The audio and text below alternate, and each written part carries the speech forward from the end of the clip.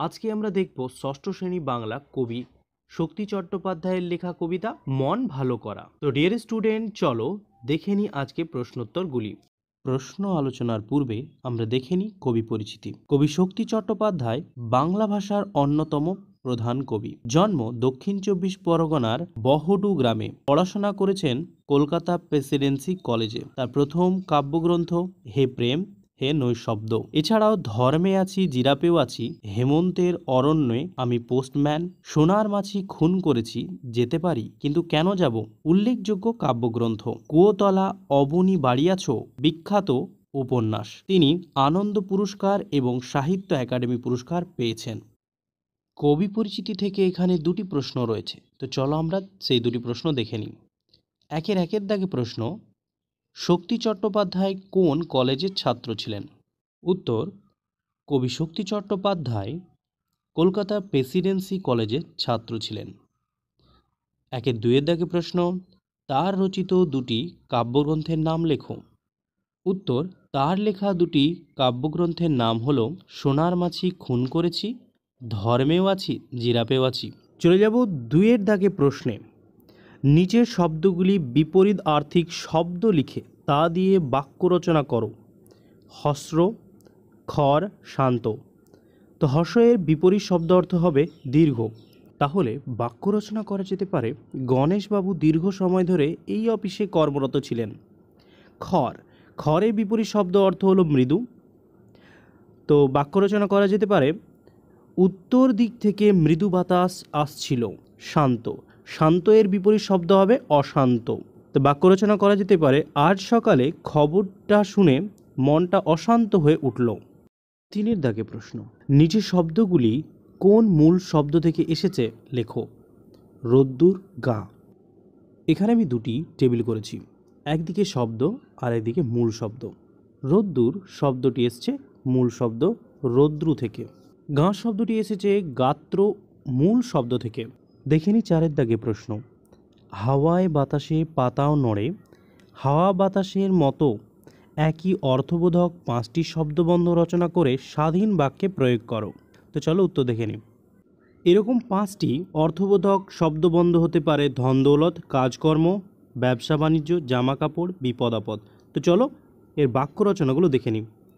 ধন দৌলত, মৃত্যুর পর ধন দৌলত কোনো কিছুই কাজে আসে না। কাজকর্ম, লকডাউনে সবারই কাজকর্ম বন্ধ। ব্যবসা বাণিজ্য, মন্দার বাজারে ব্যবসা বাণিজ্য ভালো চলছে না। জামা কাপড়, বৃষ্টিতে আসায় জামা কাপড়গুলি ভিজে গেছে। বিপদ আপদ, বিপদ আপদে মানুষের পাশে দাঁড়ানো উচিত। এরকম একাধিক শব্দবন্ধ আছে, তোমরা যে এগুলোই লিখতে হবে তা কোনো মানে নেই, তোমরা অন্য লিখতে পারো। চলে যাব 5এর দাগে প্রশ্নে, মন ভালো করা, নীল নীলান্তর এর মতো একাধিক শব্দবন্ধ তৈরি করো। মন ভালো করার মতো কয়েকটি শব্দবন্ধ হলো না বলা কথা, নাম না জানা, স্বর্গ মর্ত পাতাল।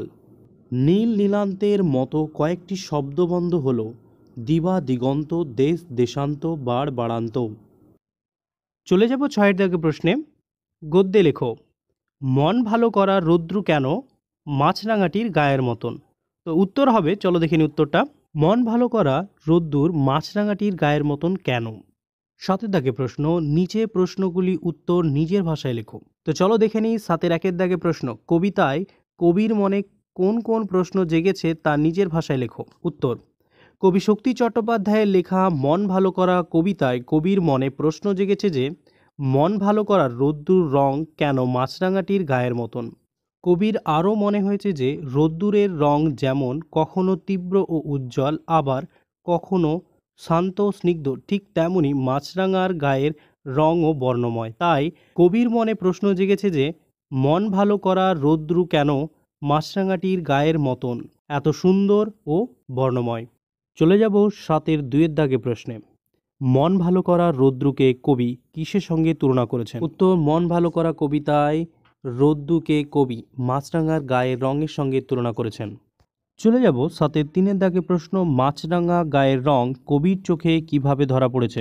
উত্তর, মাছরাঙা পাখির রং কবির চোখে মন ভালো করা উজ্জ্বল, শান্ত, স্নিগ্ধ, বর্ণময় রোদ্দুর হিসেবে ধরা পড়েছে।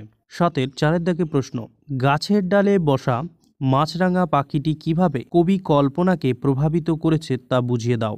উত্তর, প্রকৃতিপ্রেমী কবি শক্তি চট্টোপাধ্যায় মন ভালো করা কবিতায় গাছের ডালে বসা মাছরাঙা পাখিটির গায়ের রং কবির কল্পনায় হয়ে উঠেছে মন ভালো করা রোদ্দুর মতো। মাছরাঙা পাখির গায়ের রঙে যেমন খরতা আছে তেমনই প্রশান্তিও আছে।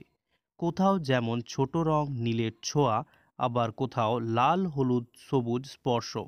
ঠিক তেমনি কম বেশি প্রকৃতির বর্ণবিকাশে পরিবর্তন আনে।